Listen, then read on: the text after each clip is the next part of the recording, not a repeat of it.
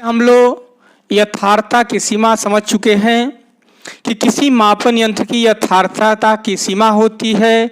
जैसे मीटर पैमाने से अगर माप नापते हैं तो उसे सेंटीमीटर के बाद दशमलव में एक ही अंक तक लिखना चाहिए, क्योंकि आप मिलीमीटर तक ही माप सकते हैं। इसलिए यथार्थता की सीमा दशमलव के बाद एक अंक तक होती है। अगर वही माप वर्नियर कैलिपर से करेंगे तो वर्नियर कैलिपर से आपको दशमलव के बाद 2 अंक तक नाप सकते हैं, माप लिख सकते हैं, क्योंकि उनकी यथार्थता की सीमा वहीं तक होती है। और अगर पेचमापी से करते हैं तो पेचमापी से दशमलव के बाद सेंटीमीटर में 3 अंक तक लिख सकते हैं, क्योंकि उसकी यथार्थता की सीमा आपको दशमलव के बाद 3 अंक तक होती है। इन मापों में आप देख रहे हैं कि ऐसे लिखने के बाद इसमें 2 अंक, इसमें 3 अंक, इसमें 4-4 अंक प्रयुक्त हो जा रहे हैं। इसके मतलब कि उस माप की जितना छोटा से छोटा माप रहे हैं उतना आपको यानी छोटे उतना शुद्ध माप होगा। तो यानी उसके मतलब कि उसमें अंकों की संख्या ज़्यादा हो जाएगी, तो माप जो होता है शुद्ध होता है, यथार्थ होता है। और इसी आधार पर आपको सार्थक अंकों को विकास किया गया, क्योंकि नियम बना दिया गया फिजिक्स में कि किसी भी माप को अगर लिखा गया है तो निश्चित रूप से वो आपको यथार्थता की उस मापन यंत्र की सीमा है वही तक लिखा गया है, क्योंकि उसके आगे नहीं लिखना है, शर्त लगा दी गई है। तो ये फिजिक्स में कोई माप अगर लिखी जाती है तो यथार्थता की सीमा तक लिखी जाती है, और यथार्थता की सीमा तक अगर कोई माप लिखी गई है तो उनमें जो जितने अंक प्रयुक्त होते हैं वह अंक ही क्या होते हैं, आपको सार्थक अंक होते हैं। इस प्रकार अंकों की वह संख्या होती है जो किसी राशि को निश्चित रूप से व्यक्त करती है। उन अंकों की संख्या को हम क्या कहते हैं, सिग्निफिकेंट नंबर या सार्थक अंक कहते हैं। इस प्रकार सार्थक अंक आपका अंकों की वह संख्या है जिसके माध्यम से हम किसी माप को प्रदर्शित करते हैं। उसमें और अंक तो निश्चित होते, अंतिम अंक संदिग्ध हो सकता है, क्योंकि उससे अगर जैसे मीटर पैमाने से आप माप रहे हैं और मीटर पैमाने से माप रहे हैं तो आप 5.6 कोई माप लिखे हैं या 5. तो ये 5.6 लिखे तो कोई जरूरी नहीं कि 5.6 ही होगा। यह अगर माप, क्योंकि मीटर पैमाने से अगर ये मिलीमीटर में खाने हैं, लेकिन अगर उसी को दूसरे मापन यंत्र से देखा जाएगा उसको सूक्ष्म से, तो ये खाने बहुत दूर हैं। हो सकता है कि आपका माप इसके बीच में फंसा गया हो, और इसलिए समांतर से 5.56 से लेकर के और 5.64 के बीच तक अगर माप होगा तो ये माप के इतना लिखा गया होगा, यानी अंतिम अंक संदिग्ध होता है। यानी अगर इतना माप होगा तो इसको हटाया गया होगा तो भी इतना लिख गया होगा, या इतना माप होगा इसको हटाया गया होगा तो भी यहाँ 6 लिख दिया गया होगा। इसके मतलब कि अंतिम अंक क्या है आपका, संदिग्ध। बात समझ में आ रही है ना। तो इसके मतलब कि प्रथम संदिग्ध अंक और शेष निश्चित अंकों के संयोग से ही क्या होते हैं, आपके सार्थक अंक बनते हैं। इस प्रकार आपको अब कोई माप फिजिक्स में जब सार्थक अंक तक ही दिया जाता है तब तो इन चीज़ों से कोई मतलब नहीं था, लेकिन एक से समझा गए कि सार्थक कोई माप लिखी यथार्थता की सीमा तक, तो यह ध्यान रखना होगा कि अंतिम अंक उसको संदिग्ध माना जाता है, क्योंकि अभी समझाए कि वो उसको राउंड किया गया होगा तो हो सकता है कि वो आपका मान माने एक वास्तविक मान से जो प्रेक्षित मान लिखा गया है वो थोड़ा सा अंतर होगा। अब सार्थक अंक लिखने का नियम क्या है, किसी भी माप को देखेंगे तो उसमें सार्थक अंक कैसे आप ज्ञात करेंगे, कितना आप लिखेंगे सार्थक अंक, उस चीज को समझने के लिए सार्थक अंकों को लिखने के नियम समझा जाए। तो किसी माप में जितने अशून्य अंक होते हैं, पहला पॉइंट कि जितने अशून्य अंक होंगे सभी अशून्य अंक माने 0 के सिवाय वो सभी क्या होंगे, सार्थक अंक होंगे। तो अशून्य अंक सार्थक अंक होंगे। दूसरी पॉइंट कि 2 अशून्य अंकों के बीच में भी कोई अगर शून्य आ जा रहा है तो भी क्या होगा, सार्थक अंक होगा। तो 2 अशून्य अंकों के बीच का शून्य भी क्या होता है, सार्थक अंक होता है। तीसरा पॉइंट ध्यान रखना होगा कि अगर दशमलव अंक उसमें माप में है और दशमलव के पहले आपको शून्य है तो दशमलव के ठीक बाद वाले शून्य सार्थक नहीं होंगे, लेकिन अशून्य के बाद का शून्य क्या हो जाएगा, सार्थक हो जाएगा। तो इन कहने का मतलब दशमलव के पहले अगर शून्य अंक है तो उसके जस्ट बाद वाला शून्य सार्थक नहीं होगा, और शून्य के बाद का जो शून्य होगा वो तो सार्थक अंक होगा। समझ में आ रहा है ना कि शून्य के बाद के शून्य सार्थक होंगे, लेकिन अगर शून्य आप दशमलव के पहले शून्य है तो उसके जस्ट बाद वाले शून्य सार्थक नहीं होंगे। और इस तरह से आप अगर 10 के घात के रूप में कोई माप लिखी गई है तो 10 के घात वाला जो माप होगा वो आपको उसको सार्थक अंक में नहीं लेंगे। लेकिन अगर 40 × 10 की पावर 4 लिखा गया है, इसके मतलब ये 4 इसलिए शून्य लिखा गया है कि ये सार्थक अंक है। इसके मतलब कि इसमें 2 सार्थक अंक होंगे, तो 10 के घात वाले शून्य सार्थक अंक नहीं होंगे, लेकिन जो यहाँ माप में लिखा गया है वो शून्य क्या होगा, आपका सार्थक अंक होगा। तो क्या नियम समझे कि सभी अशून्य अंक क्या होते हैं, आपको सार्थक अंक होते हैं। दूसरा क्या है, 2 अशून्य अंकों के बीच के शून्य क्या भी होता क्या है, वो भी आपको सार्थक अंक होता है। तीसरा क्या है कि दशमलव के पहले कोई अशून्य अंक न हो तो दशमलव के जस्ट बाद के शून्य क्या होते हैं, वो सार्थक नहीं होते हैं।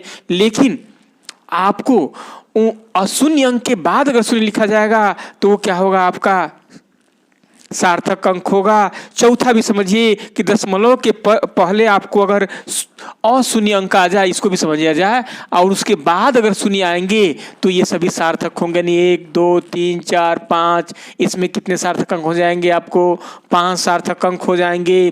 तो इसके बाद अगर अशून्य अंक आ गया, उसके बाद जितने शून्य होंगे वो सभी क्या होंगे, आपको सार्थक अंक हो जाएंगे। तो अशून्य के बाद के शून्य सार्थक होंगे, इस तथ्य को ही ध्यान का अभ्यास देख लिया जाए तो 1.24 होगा। अगर ऐसा कोई माप लिखा गया, इसमें कितने सार्थक अंक हो जाएंगे, आपको 3 सार्थक अंक हो जाएंगे। और आपका 1.03, इसमें कितने भी सार्थक अंक होंगे, तो इसमें भी बीच का शून्य है इसलिए भी सार्थक अंक होगा, इसमें भी 3 हो जाएंगे। इसके बाद अगर 0.045, तो इसमें कितने सार्थक अंक होंगे, तो ये आपको सार्थक अंक नहीं होगा, केवल कितने होंगे आपको तो इसमें 2 ही सार्थक अंक होंगे। और इसमें देखा जाए अगर 1.046 होगा तो अब अशून्य अंक दशमलव के पहले हैं, इसलिए इसमें कितने हो जाएंगे आपको, तो 4 सार्थक अंक होंगे। और इस 1 आपका या इसे देखा जाए कि 0.040, तो शून्य के बाद के शून्य क्या होगा, सार्थक अंक होगा। इसमें आपको 2 सार्थक अंक हो गए। या 1.0460, इसमें भी 1 2 3 4 5 सार्थक अंक हो जाएंगे। और अगर 10 के घात के रूप में लिखा जाए 40 × 10 के पावर 5, तो इसमें भी ये आपका शून्य आपको 10 घात के रूप में लिखा गया है, इसके मतलब इसमें 2 सार्थक अंक होंगे। तो ऐसे करके आप सार्थक अंक ज्ञात कर लेंगे। अब उम्मीद है कि ये सार्थक अंक आपको ज्ञात करने के लिए आप निकालेंगे सार्थक अंक की स्थिति में। अब आपको ये चीज़ दूसरी बात ये भी ध्यान रखना है कि सार्थक अंक को जोड़ने की भी बात आ जाती है। तो जोड़ने में भी ध्यान रखते हैं कि पहले तो एक राशि में सबको जिसमें कहेगा उसी में सबको परिवर्तित कर लेंगे। और अलग अगर एक ही राशि में दिया गया है, जैसे 2.5 दिया गया है, 12.56 करके दे दिया गया है, और 3.58 करके दे दिया गया है, तो आपको ये 3 माप दिया है, सभी मीटर में ही दिया गया है और सबको जोड़ना है। तो ध्यान रखना होगा कि पहले माप दशमलव के बाद एक ही अंक तक है, तो अगर कई माप को जोड़ना होगा और कोई भी माप एक ही मान दशमलव के बाद जितना कम अंक होगा प्रणामी में उतना ही लिखना है, ठीक ना। तो प्रणामी में उतना ही लिखना है जितना संभवतः आपको कम से कम मान होगा उतना ही मान आपको लिखना है। तो अगर आपको ये मान जैसे आपको जोड़ने के दे दिया जाए कि 2.5 है, इसके बाद आपका 12.58 है, 3.56 है, और इसको जोड़ना है तो 6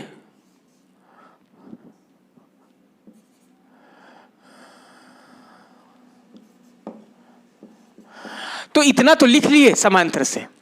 लेकिन जब आपको इसको उचित सार्थक अंक में लिखेंगे, दशमलव के बाद एक ही अंक तक लिखेंगे, शेष अंकों को हटा देंगे। क्योंकि ये हटाएंगे तो 5 से कम है, तो सीधे राउंड कर देंगे और सीधे आपका इसका उचित सार्थक अंक तक योग का अगर विकल्प पूछता है तो 5.4 ही बताएंगे। आपको दशमलव के बाद एक ही अंक तक बताना होगा। तो इस तरह से चाहे जोड़ होगा और चाहे घटाना होगा। घटाने में भी अगर मान लेते हैं कि यही मान दिया है और इस मान को अगर आपको घटाने के रूप में अंतर के रूप में है, तो अंतर के रूप में घटाने के लिए समांतर से आपका नियम का जो पालन करेंगे वो तो आपको पालन कर लेंगे, लेकिन आपको दशमलव के बाद आपको एक ही अंक तक लिखना होगा, इसको आपको हटाना पड़ेगा।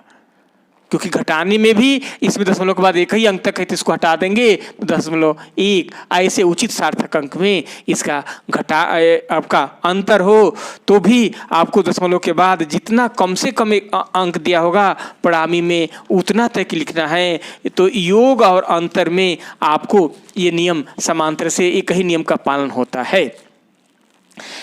हाँ, अगर अलग अलग मात्रक में दिया गया होगा तो पहले जिस मात्रक में कहेगा उस मात्रक में कन्वर्ट कर लेंगे, और उसमें भी ध्यान रखना है कि उस मात्रक में तो बदल लेंगे घात को घात के रूप में लिख करके, लेकिन आपको उसके बाद दशमलव के बाद जितना न्यूनतम अंक होगा वो पड़ामी में उतना ही तक लिखना है, शेष को आपको उसमें भी हटा देना है। कि गुणा में तो उतना ही है। अब जैसे इसमें तो था कि दशमलव के बाद जितना न्यूनतम अंक तक दिया है उतना तक लिखना है, लेकिन गुणा में ध्यान रखना होता है कि किसी भी माप में जितना सबसे कम सार्थक अंक होंगे, जैसे किसी माप में 2 ही सार्थक अंक है, किसी माप में 4 सार्थक अंक हैं, तो आपको गुणा करने के बाद उसमें आपको अगर 2 सार्थक अंक है तो आपको 2 ही लिखना है, शेष को हटा देना होगा। तो गुणा में अब शेष को हटाने का मतलब कि 10 के घात के रूप में लिख देंगे। अब हटा करके उसको अब मान लीजिए कि 50 और आपका गुणे 2 आ रहा है, 50 और 2.5 है, तो उसमें आप 50 था और उसमें आपने 2.5 से गुणा कर दिया, इतना ही ना प्राप्त हुआ। लेकिन आपको 2 ही अंक लिखना है, क्योंकि तो 2 ही अंक लिखना है तो दशमलव घात को यहां लाना पड़ेगा। तो 2 गुणे 10 के पावर 2 लिख देंगे, ऐसे करके आप इसको लिख देंगे। तो गुणा में भी ध्यान रखना होता है कि अब उसमें जितना कम से कम सार्थक अंक होगा तो पड़ामी में उतना ही सार्थक अंक लिखना है, उसके अधिक नहीं लिखना है। और भाग में भी यही नियम अपना मानते हैं। जैसे कोई विमान है, अगर 11 सेकेंड में वो 1250 मीटर की दूरी तय करती है और उसकी चाल उचित सार्थक अंक में ज्ञात करना है, 11 सेकेंड में 1250 मीटर की दूरी तय करती है और उचित सार्थक अंक में लिखना है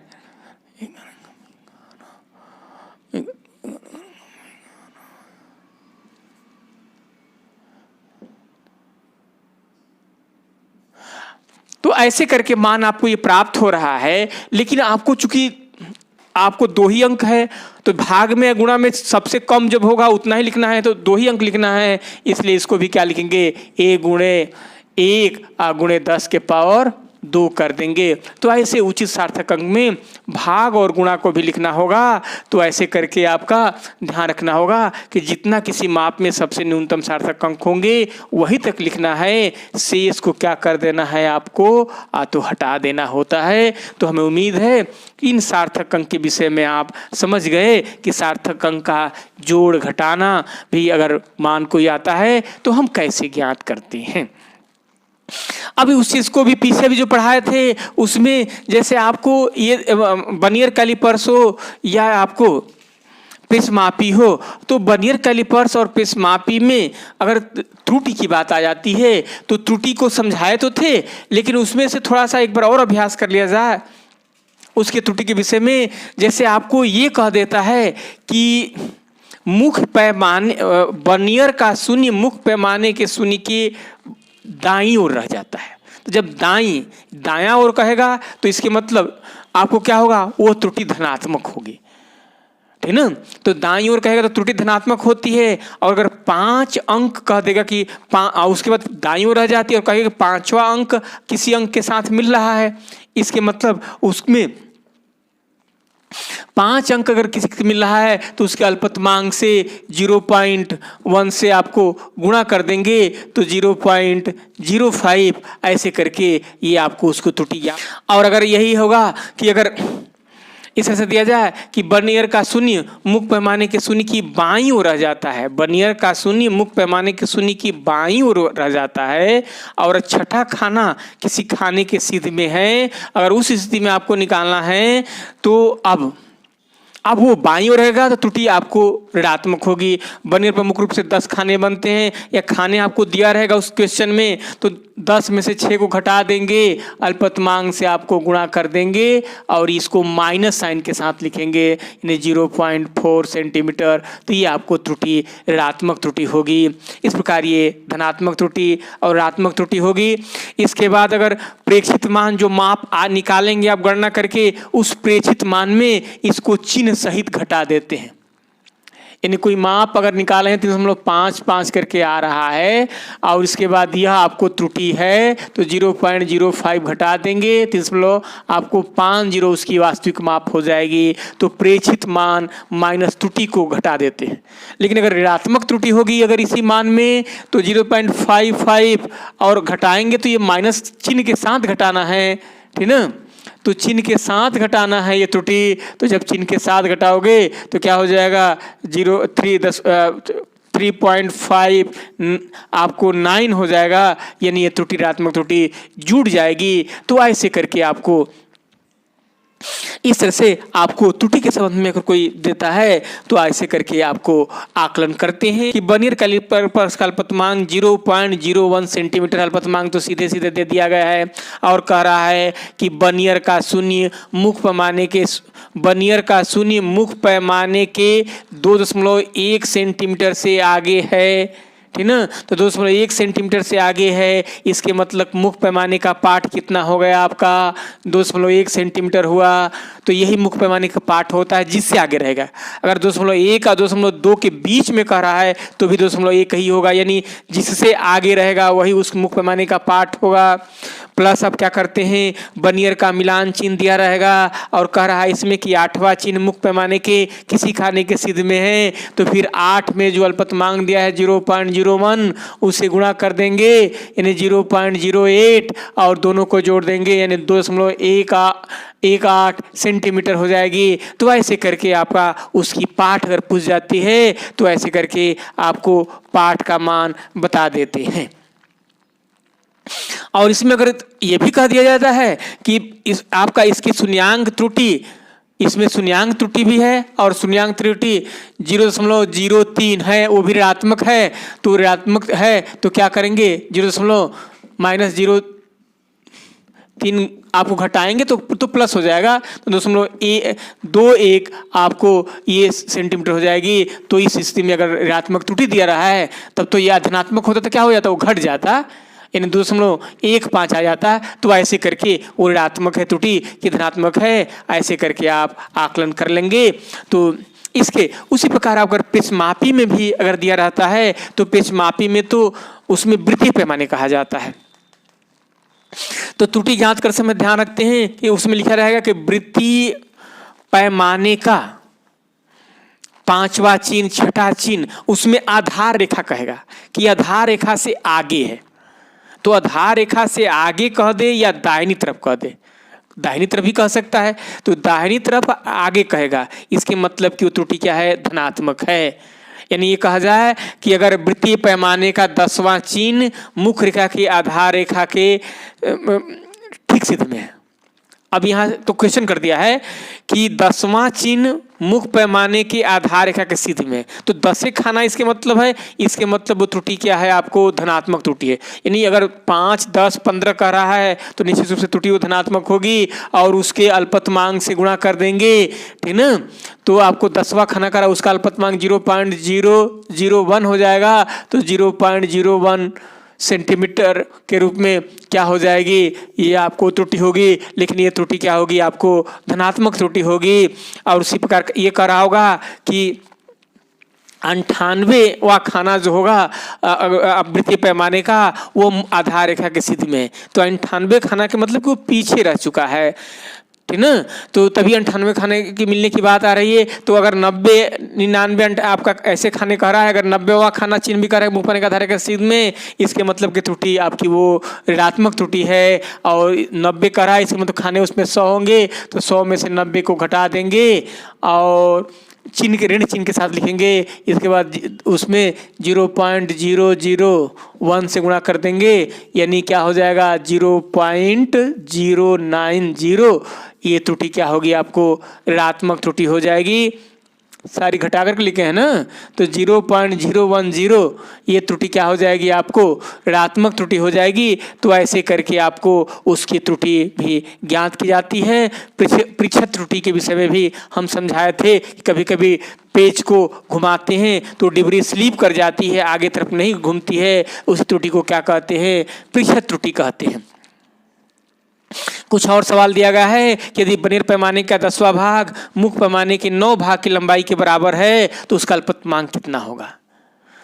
तो 10वां भाग और मुख्य पैमाने मिलीमीटर में अंकित है, तो इसके मतलब कि 10वां भाग मुख्य पैमाने के 9 भाग के बराबर है और मुख्य पैमाना मिलीमीटर में अंकित है। तो यानी 1/10 कर देंगे, यानी 0.1 mm के रूप में हो जाएगा। सेंटीमीटर कहेगा तो 0.01 सेंटीमीटर बताएंगे। तो ये हो जाएगा आप अल्पतमांक ऐसे करके, या ये कहा जाए कि एक स्क्रू गेज है, उसमें 50 खाने अंकित है और चूड़ी अंतराल 1 मिलीमीटर है। स्क्रू गेज है जिसमें 50 खाने अंकित हैं और चूड़ी अंतराल मिलीमीटर में है, तो 1/50 करना होगा, यानी 0.02 ये mm में आएगा। सेंटीमीटर में विकल्प रहता है तो 0.002 सेंटीमीटर में भी लिख सकते हैं। विकल्प जैसे दिया जाए, मिलीमीटर में दिया है तो मिलीमीटर में, सेंटीमीटर में दिया है तो सेंटीमीटर में, ऐसे करके विकल्प आप निकाल लेंगे। इसी के बाद अगर ये कह रहा है कि एक 14 बैरोमीटर है और जिसका में मुख्य पैमाने का 24वां भाग 24 खाने बनियर के 25 खाने के बराबर है और 1 सेंटीमीटर 20 भागों में बटा हुआ है, तो इसमें 1 सेंटीमीटर 20 भागों में बटा हुआ है, इसलिए मुख्य पैमाने के भाग की लंबाई 1/20 हो जाएगी। और कहे थे कि 24 25 के कहेगा तो जो मान बड़ा होगा उसी से आपको भाग देना है, तो 1/500 हो जाएगा, यानी 0.002 ऐसे करके ये मान आपको प्राप्त हुआ। तो ऐसे करके आपका मान आपको बताना होगा। इसी प्रकार कह रहा है कि एक स्क्रू गेज है और उसमें आपको वृत्तीय पैमाने में 50 खाने अंकित है, 3 चक्कर घुमाने में वो 3 सेंटीमीटर आगे बढ़ता है। तो 3 चक्कर घुमाने में 3 सेंटीमीटर बढ़ता है, 3 चक्कर घुमाने में 3 मिलीमीटर आगे बढ़ता है, तो 1 चक्कर में वो 1 मिलीमीटर आगे जाएगा। तो उसमें भी 1/50 ये जवाब होगा। तो ये जवाब मिलीमीटर में आएगा, सेंटीमीटर में करना होगा तो 0.002। तो ऐसे करके जो भिन्न भिन्न सवाल देते हैं उस तरह से सवाल को आप हल कर लेंगे। एक कह रहा है कि एक चूड़ी अंतराल 1 mm है और उसमें वृत्तीय पैमाने पर 100 खाने हैं। तो वृत्तीय पैमाने पर 100 खाने हैं तो अल्पतमांक कितना हो जाएगा, 1/100। ये जवाब मिलीमीटर में आएगा, अगर सेंटीमीटर में बदलना होगा तो उसको सेंटीमीटर में बदलने होंगे। इसके बाद कह रहा है कि मुख्य पैमाने का पाठ जो है वो 3 मिलीमीटर है और वृत्तीय पैमाने का पाठ जो है वो 55 है। तो मुख्य पैमाने का पाठ 3 mm में ही दिया गया है, तो mm में ये भी है। इसके बाद 55 मिल रहा है, इसका अल्पतमांक 1/100 होगा। तो इस प्रकार 1/100 यानी 3.55 ये किस में आया, mm में आएगा। सेंटीमीटर में कहेगा तो आपको फिर इसका कन्वर्ट कर लेंगे सेंटीमीटर में, 0.355 सेंटीमीटर में हो जाएगा। तो जैसे करके माप दिया जाएगा तो ऐसे करके आप बता देंगे। हमें उम्मीद है कि इस तथ्य को आप समझ गए होंगे।